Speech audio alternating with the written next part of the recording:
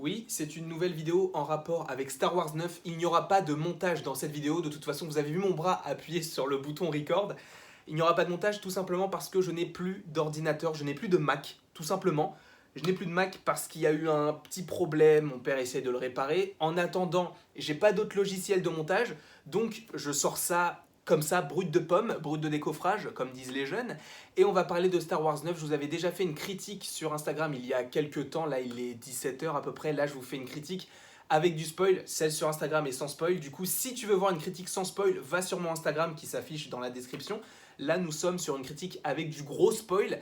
Et ça va spoiler à donf, comme disent les jeunes. Plus personne ne dit ça depuis 2003. Mais en tout cas, on continue, ou plutôt on commence avec Star Wars 9, la critique avec du spoil. Et là, c'est donc un film qui a été réalisé par J.J. Abrams, qui a aussi réalisé le premier film de cette trilogie, qui était donc Le Réveil de la Force, que je n'ai pas trop aimé. J'ai préféré le 8, qui a été réalisé par Rian Johnson, et c'est justement là où je veux établir mon premier mauvais point, entre guillemets, c'est que le film, ou plutôt la trilogie, a été réalisée par deux réalisateurs différents, mais avec des idées totalement différentes. Ce que je veux dire par là, c'est que le 7 avait un parti pris d'établir le passé de Rey et de l'exploiter sur les 3 épisodes. L'épisode 8, du coup le deuxième de la trilogie, a totalement balayé cette histoire de passé de Rey en nous expliquant qu'en fait, ses parents ne sont que des fermiers sans intérêt. Du coup, quand tu écoutes Kylo Ren dire ça, tu te dis ils ne peuvent pas revenir en arrière. Sauf que Rian Johnson n'a pas été engagé pour le 9 et c'est J.J. Abrams qui est revenu sur le 9 pour refaire ce qu'il avait eu l'idée de faire dans le 7 sur toute la trilogie, mais seulement sur le 7 et donc le 9. C'est-à-dire que le 8, bah, il passe un petit peu au travers. Et tout ce qu'on avait dans le 8, ou plutôt la plupart des choses qu'on avait dans le 8, bah, ne servent pas réellement à l'intrigue du 9. Par exemple, le personnage de Rose, qui est donc le personnage asiatique, je sais pas pourquoi je mets des guillemets, mais c'est en gros la touche asiatique, parce qu'il faut toucher le plus large monde. C'est pas trop français ce que je viens de dire, mais c'est pour toucher un petit peu le public asiatique, qui est un public qui fonctionne énormément au niveau financier, c'est-à-dire qu'il y a beaucoup de gens en Asie qui vont voir les Star Wars, et donc le fait d'intégrer un personnage asiatique fait que bah, les Asiatiques vont s'identifier à ce personnage-là, et c'est pour ça aussi qu'il y avait ce personnage asiatique dans le film. C'était compliqué à dire. Mais en tout cas, dans le 8, elle était omniprésente, elle était vraiment au cœur de l'intrigue. Dans le 9, elle ne sert strictement à rien du tout. Mais réellement, il y avait un léger crush avec Finn, le petit Black, là, le petit Finn. Mais dans le 9, c'est balayé aussi. Il y a quasiment aucun dialogue entre les deux. On sent vraiment que là, J.J. Abrams a voulu faire en sorte que, comme dans le 7, Finn soit beaucoup plus proche de Rey. Rey qui, dans le 9, est proche de tout le monde. Elle est proche de Poe, elle est proche de Finn et proche de Kylo Ren, mais ça, on y reviendra un petit peu plus tard parce que c'est vraiment chelou. Mais en tout cas, là, Finn, ou plutôt j'en étais à Rose, Rose, elle, elle ne sert strictement à rien. Et c'est ce genre de procédé que j'ai pas trop aimé dans cette trilogie, c'est que dans le 7, on te montre des choses, dans le 8, on te montre d'autres choses, et dans le 9, on te montre des choses qu'on t'a déjà montrées par le passé, mais que t'as oublié dans le 8. C'est compliqué et c'est ça que j'ai pas trop aimé dans la stratégie de Star Wars, plutôt de Disney, parce que c'est Disney qui a les droits pardon, de Star Wars, et c'est J.J. Abrams qui devait réaliser aussi le 8, sauf qu'il était sur un autre projet il me semble, c'est pour ça qu'il n'a pas pu réaliser toute la trilogie, lui qui a fait certains Star Trek, et Super 8, qui est un vieux film, il date des années 2010, enfin début 2010, mais en tout cas le 9 ne m'a pas du tout plu, parce qu'en fait c'est comme si on revenait au 6. Comment dire? La fin du 9 n'avance absolument rien selon moi. Enfin, on sait que les Jedi n'auront quasiment plus rien à faire puisqu'il n'y a plus de Sith. Donc, à quoi vont servir les Jedi? À rien du tout. Après, Rey a son nouveau sabre, elle a un sabre jaune. C'est pour montrer qu'il y a d'autres petits cristaux, Kyber, cristal, je ne sais plus comment ça s'appelle, mais ce sont les cristaux qui sont à l'intérieur des sabres laser, qui montrent qu'il y a plusieurs sortes de sabres laser et la couleur varie en fonction de ton intériorité.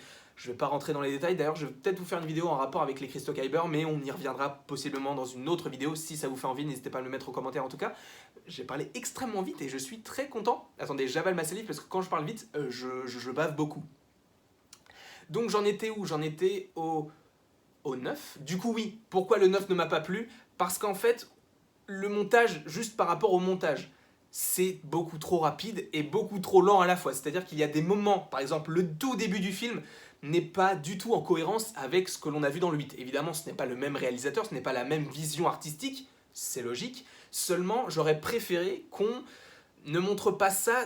Enfin, en fait, c'est comme si J.J. Abrams avait dit, là c'est mon film, c'est plus le 8. Le 8, ça a été fait par une autre personne, il a pas fait ce que j'ai voulu, du coup là je réimpose mon style. Et c'est sachant que J.J. Abrams, c'est pas un style que j'affectionne particulièrement, je préfère plus le style lent de Rian Johnson.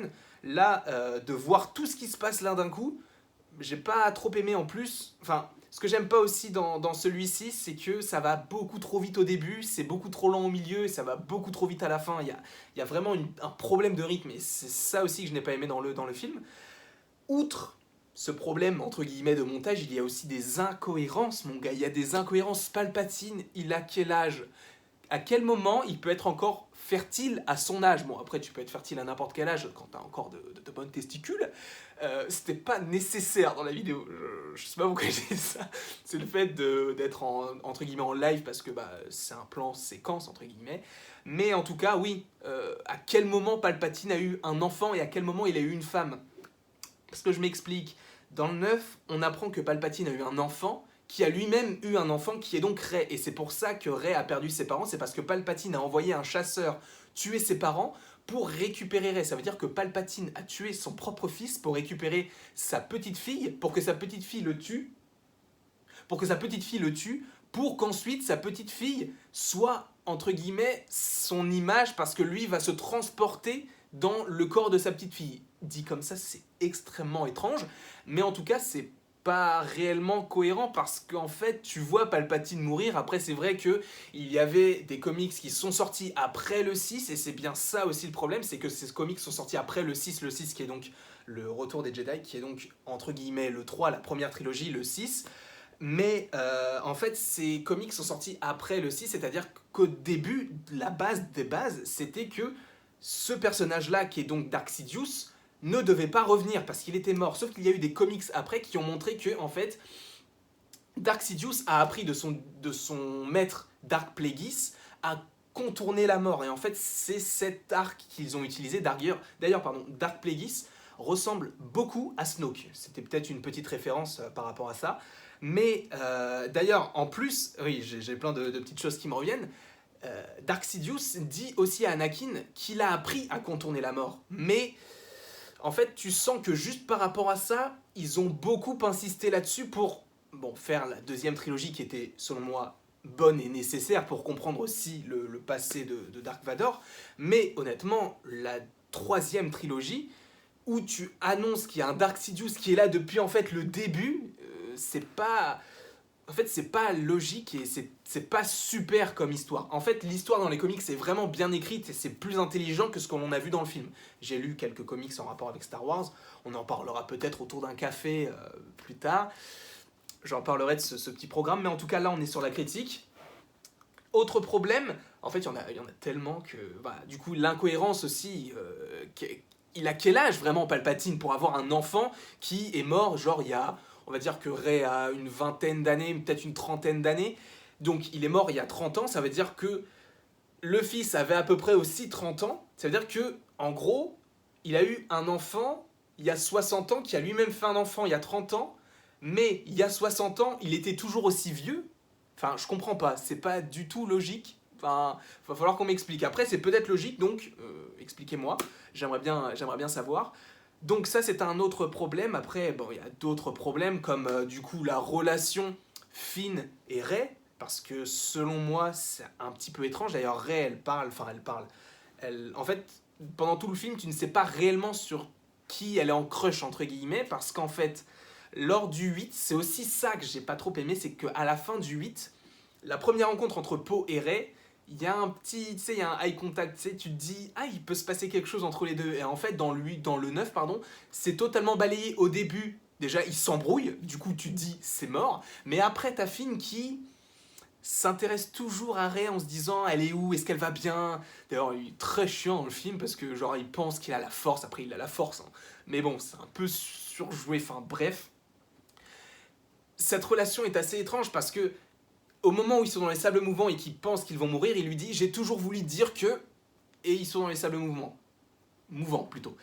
Et il y a un autre moment où il voulait aussi lui dire, et on lui rappelle aussi, genre, qu'est-ce que tu voulais lui dire en fait? Et il veut pas le dire.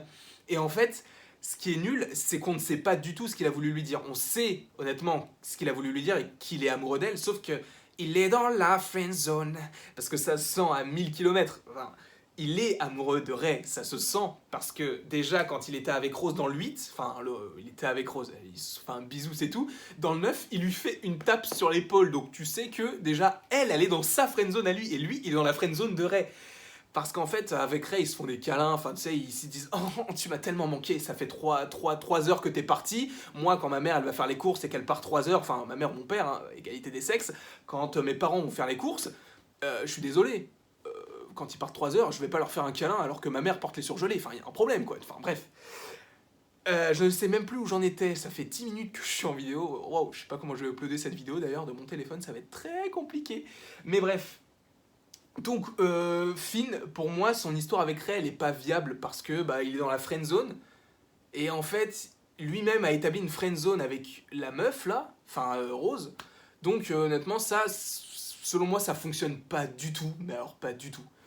Après, qu'est-ce qui m'a pas plu encore? Bah, Poe, en fait, pareil, au début, il y a une petite ambiguïté avec Ray, mais après, t'apprends qu'il est sur une autre fille. Enfin, c'est tellement différent du Poe qu'on a vu dans le 8 parce que là il est plus dans la rigolade, déconnade et tout. Alors que dans le 8 c'est vraiment le rebelle. Chez le rebelle c'est lui qui veut tout retourner et qui veut tout refaire à sa manière. Là dans le 9 c'est totalement différent. Après c'est évidemment normal parce que ce n'est pas le même réalisateur, ce n'est pas la même vision.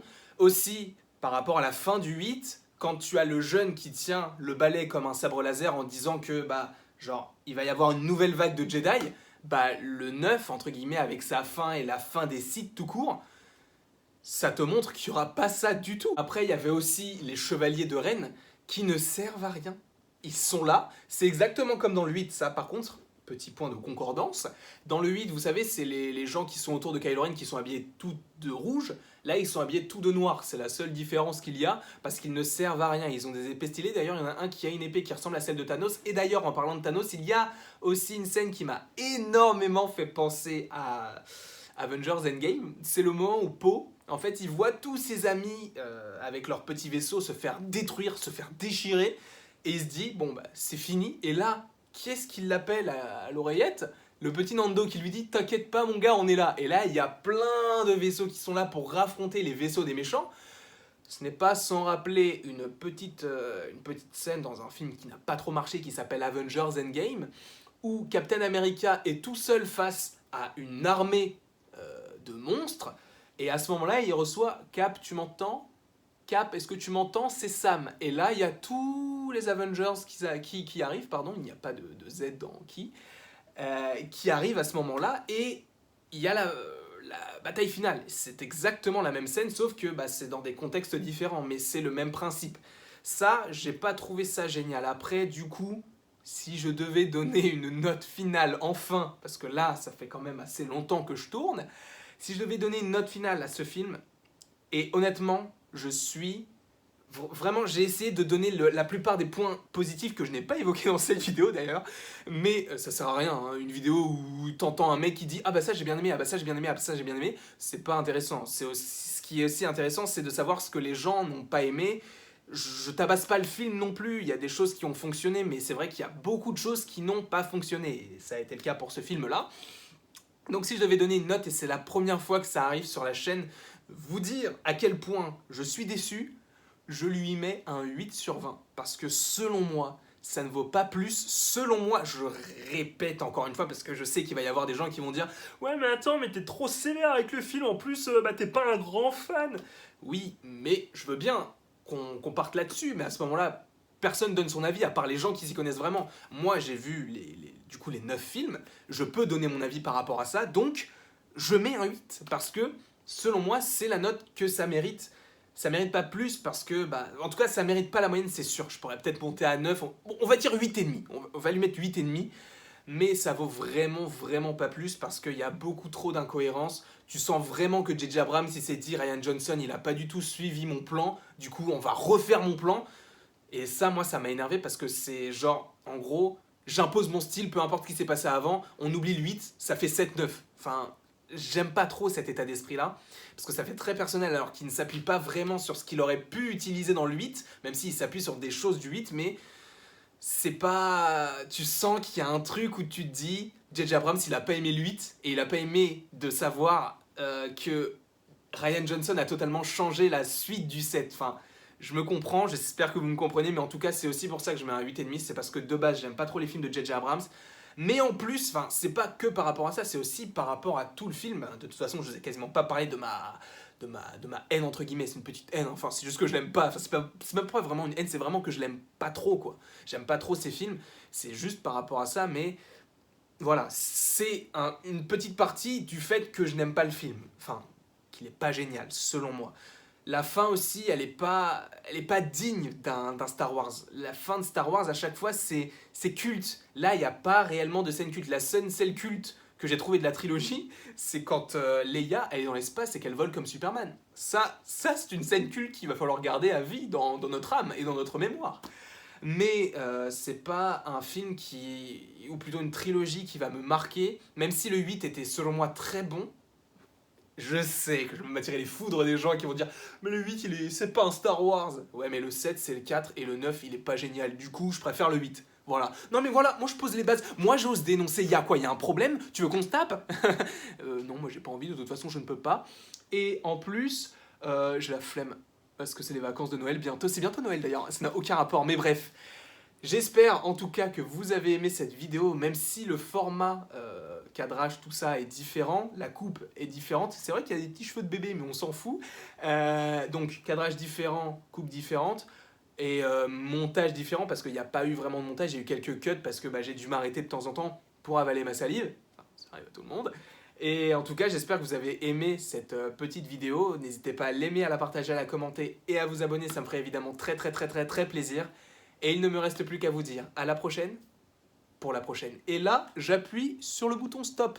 LOL.